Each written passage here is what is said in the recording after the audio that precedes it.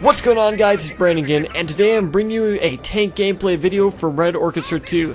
And I must say, the tanking experience is astronomically immersive. For my War Thunder viewers, I hope that many details can be taken from Red Orchestra 2 tanking and put into War Thunder tanks. It's the small details that get me, like when your tank takes a hit and your crew shifts around, making you cringe to every impact and making you feel the pain your tank crew is going through. I just hope Gaijin will add some of the immersive tank cockpits that are in this game. When you go inside the cockpits of the Panzer IV or the T-34, it just makes you feel like you're in a whole new level of immersion for a video game.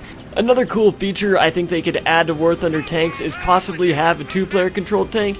Say one person mans the turret and mans, the main gun, while the other person mans the commander's hatch, and he can look around and he basically drives the tank. So, one person's in commander, can look around from the commander's hatch, turn out or just stay inside and look through the windows, and he can drive around while the other person, just fires the main gun. But anyway, guys, let's go ahead and get into the real meat and potatoes of this video, so let's go ahead and get started.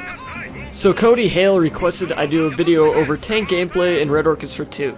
So here it is, and we are taking a look at possibly my favorite tank from World War II, the Panzer IV. So in the beginning, the Panzer IV was never intended to engage other enemy armor. It was just supposed to be an infantry support tank. However, the Panzer III, who was supposed to fill that role, became obsolete in the coming years of the war. Now, the Panzer IIIs were armed with a 37mm cannon, and later variants were upgraded to the 50mm cannon to combat the growing number of T-34s and KVs, which in return still outclassed the Panzer IIIs. Now, enter in the Panzer IV, which would then assume the role and become Germany's most produced tank. The IV can be traced back to before World War II during the late 1930s, in which Germany was creating a accompanying vehicle, or bear with me while I attempt to pronounce this, the Beileichwagen. Under the Treaty of Versailles, Germany wasn't allowed to make a battle tank, more of an infantry support vehicle, so they kind of disguised its main purpose. Originally, the Panzer IV had a short-barreled 75mm cannon that could be seen in the earlier versions of the Panzer IV, such as the Aufs A and the Aufs F1. Also, the Aufs D variant of the Panzer IV had a 50mm cannon, however never made it into service with a decisive and quick victory in France. So the Aufs F1 was the last of the short-barreled versions of the Panzer IVs. Enter in my favorite version of the Panzer, the F2. Before the F2 rolled around, even with the AP Panzer Granada, the low-velocity gun of the Panzer IV wasn't cutting it, with the upcoming operations such as Operation Barbarossa, which I was originally going to talk about in this video. The Germans actually considered upgrading the Panzer III, however the new 50mm cannon for the Panzer III was dropped, ultimately sealing its fate, and the Panzer IVs were upgraded to the 7.5cm PaK 40L/46, or known as a 75mm badass gun. This then led to the KWK 40L-43, a relatively short caliber fitted with a muzzle brake, reducing 50% of its recoil. Muzzle velocity with the Panzer Granada 39 topped 990 meters a second and could penetrate 77 millimeters or armor up to 1,850 meters or 6,000 feet away. After the first prototype was produced in February 1942, production of the F2 resumed.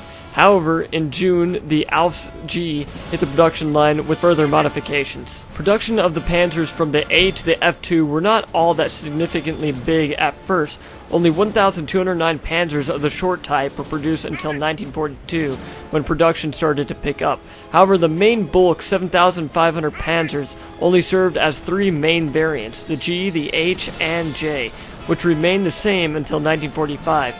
But I think I will save the rest of the full operational history for a War Thunder video, since it has more variants that I can basically put out there for you guys, and it just has way more variants than Red Orchestra 2 can give you at the moment. But anyway, guys, I hope you enjoyed this video. Tanks aren't really my specialty in video games, if you've noticed.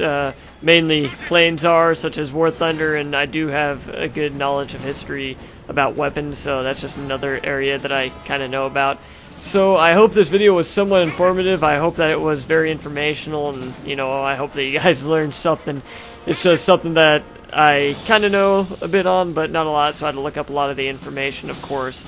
So I hope the information was basically straightforward for you guys. But if you see anything wrong in here, if there's something that's quite not right or out of place, and go ahead and tell me down in the comments. I'm always liking your guys' feedback, so I know if I screw up in a video, you guys can just go ahead and tell me. I'll never get mad or anything like that. Just go ahead and tell me down in the comments, and I will do my best to change it if I can. Oh, and Cody Hale, I hope you enjoyed this video since you requested it, of course, and I hope it was informational towards you. I also have a few other videos I have to catch up on, user-related stuff that you guys wanted me to do, so I'll get caught up on that.